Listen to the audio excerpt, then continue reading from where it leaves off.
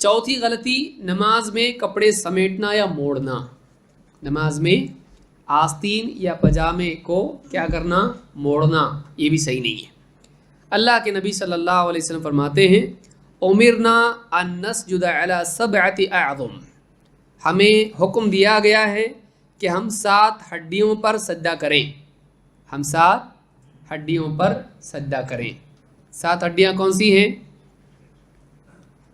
पेशानी, और आप सल्लल्लाहु अलैहि वसल्लम ने नाक भी इशारा किया, यानी मतलब दोनों एक हैं। पेशानी और ये 2 हाथ, हथेलियाँ यानी घुटने, और फिर पाँव की उंगलियाँ। तो ये सारी चीज़ें कितनी हुई टोटल? 7। तो चेहरा जो है एक शुमार होता है, उसमें चेहरे में 2 चीज़ें आती हैं, नाक और पेशानी। वला नकुफ़ सौबन वला शअरन, और हमें इस बात का भी हुक्म दिया गया है कि हम कपड़ा या बाल न समेटें। कपड़ा या बाल न समेटें। उलमा ने इससे यही माना लिया है, और इमाम नववी ने इस पर इत्तिफाक नकल किया है कि नमाज में आदमी आस्तीन वगैरह इस तरह से मोड़ के नमाज पढ़े, ये उसमें शामिल है। इसी तरह से दीगर कपड़े को समेट के नमाज पढ़ना, जिसमें पाँव से आदमी जो पाइचे होते हैं पजामे के, जीन्स के, पतलून के, उसको मोड़ के पढ़े, वो भी इसमें आता है। तो वो भी मना है, ये भी मना है, लटकाना और मोड़ना भी मना है। सही क्या है? अपने कद के मुताबिक कपड़े सीना, और कॉमन सेंस है ये।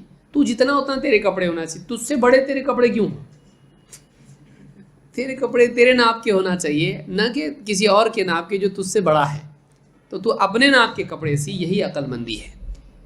फिर ये ना पूछ आलिम से जाकर कि अगर मैं मस्जिद में आ गया और मेरा पजामा लंबा है और अल्लाह के नबी सल्लल्लाहु अलैहि वसल्लम ने मोड़ने से भी मना किया है, तो मोड़ भी नहीं सकते, छोड़ने से भी मना किया और मोड़ने से भी मना किया और नमाज छोड़ने से भी मना किया, तो मैं करूं क्या? क्या करूं? अपने आप को इतनी मुश्किल पोजीशन में क्यों डाला तू? कपड़े खरीदा तू, सिलवाया तू, और मुसीबत में डाल रहा किसको? अब आलिम सोच रहा है इसको ये बोलूं क्या, ये बोलूं, ये बोले तो भी गलत, वो बोले तो भी गलत। आलिम को क्यों परेशान करता है? तो आदमी को चाहिए कि अपने कपड़े शरीयत के अहकाम के मुताबिक बनवाए।